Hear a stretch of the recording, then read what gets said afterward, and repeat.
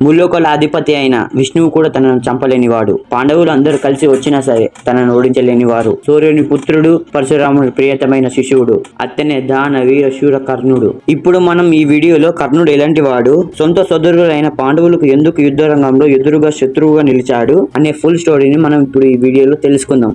Video పూర్తయ్యే వరకు మీకు కర్ణుడు గురించి, అతని వీరత్వం గురించి పూర్తిగా తెలుస్తుంది. కర్ణుడి అసలు పేరు వసుసేనుడు. అతని తల్లి కుంతి.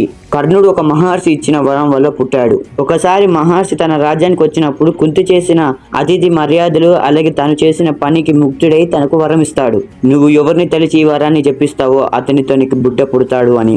ఈ వరం కుంతి ఒక ఉదయం నాడు సూర్యుని చూసి ఈ వరాన్ని జపిస్తుంది. వెంటనే సూర్యుడు ప్రత్యక్షమై బంగారంతో వెలుగుతున్న ఒక బిడ్డను తనకిస్తాడు. కానీ అప్పటికే కుంతి ఇంకా కన్యనే. ఈ విషయం తన రాజ్యంలో ఉన్న తన తండ్రికి తెలిసి ఏమవుతుందో అనే భయంతో సూర్యుడు ఇచ్చిన బంగారంతో వెలుగుతున్న ఆ బిడ్డను ఒక బుట్టలో పెట్టి నదిలో వదులుతుంది. కానీ ఆ నదుల్లో కొట్టుకుంటూ ఆ బుట్ట రథాన్ని తోలుకుని అధిరాధుడికి దొరుకుతుంది. అధిరాధుడికి పిల్లలు పుట్టకపోవడం వల్ల అతని భార్య తనను పెంచుకుంటుంది.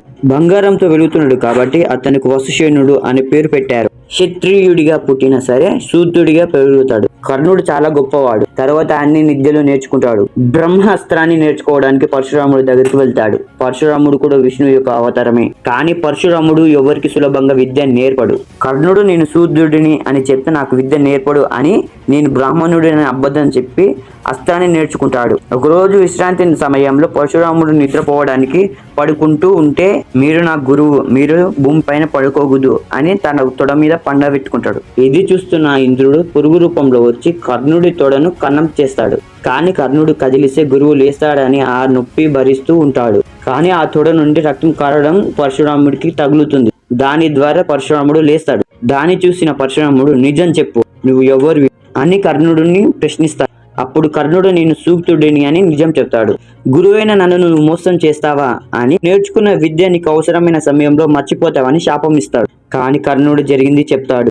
నేను నదిలో దొరికాను, నా తల్లిదండ్రులు ఎవరో నాకు తెలియదు అని నిజం చెప్తాడు. ఒకరోజు కర్ణుడు పాండవుల కౌరవుల అస్త్ర ప్రదర్శనలో అర్జునుడు తన సత్తాన్ని చూపిస్తుంటే కర్ణుడు వెళ్లి నువ్వు నాతో యుద్ధం చెయ్యి అని యుద్ధానికి పిలుస్తాడు. కానీ ఒక సూత్రుడు మరొక శత్రువుడితో యుద్ధం చేసే స్థాయి లేదు అని కర్ణుడిని ఆ సభలో అందరూ అవమానిస్తారు. ఆ సభలో ఉన్న దుర్యోధనుడు కర్ణుడు ఒక యుద్ధ వీరుడు, నా స్నేహితుడు అని అంగరాజ్యానికి రాజుని చేస్తాడు. దుర్యోధనుడు చేసిన సహాయానికి కర్ణుడు ఎల్లప్పుడూ నీకు వెంటనే ఉంటానని మాట ఇస్తాడు. అలా దుర్యోధనునికి కర్ణుడికి స్నేహం కుదురుతుంది.